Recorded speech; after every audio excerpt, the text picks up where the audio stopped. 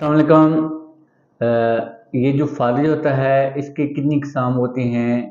अक्सर लोग हैं जब उनका ये महसूस हो रहा होता है कि उनका एक हाथ है या पाँव है उसमें कमज़ोरी आना स्टार्ट हो गई है, तो आम तौर पर लोगों के जहन में होता है कि आप डिस्प्रिन की गोली है वो इस्तेमाल करें ताकि आपका जो मसला है इब्तदा से ही ठीक हो जाए। तो यहाँ पे मैं आपकी इस बारे में तवज्जो दिलाना चाहूँगा।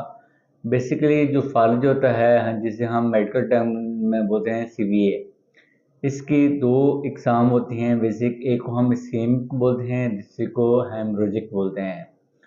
जो इस्केमिक अटैक होता है उसके अंदर जो खून का जो क्लॉट है वो आपकी वेन को ब्लॉक कर देता है। उस किस्से में डिस्प्रिन की गोली है वो इफ़ेक्टिव होती है। दूसरा जो होता है हेमोरेजिक होता है, उसमें ये होता है कि जो आप उसमें खून की जो वेन है वो फट जाती है और आपके दिमाग के अंदर ब्लीडिंग होती है।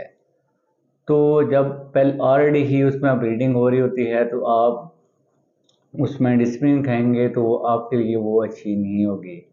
तो लिहाजा जब भी आपको ये महसूस हो रहा हो कि फ़र्ज का मसला हो रहा है, तो पहले इसकी तशख़ीस कराएँ कि आपको किस किस्म का फ़र्ज है। उसके बाद ही आपका जो मुआलिज है वो डिसाइड करेगा कि आपको कौन सी ट्रीटमेंट चाहिए। शुक्रिया।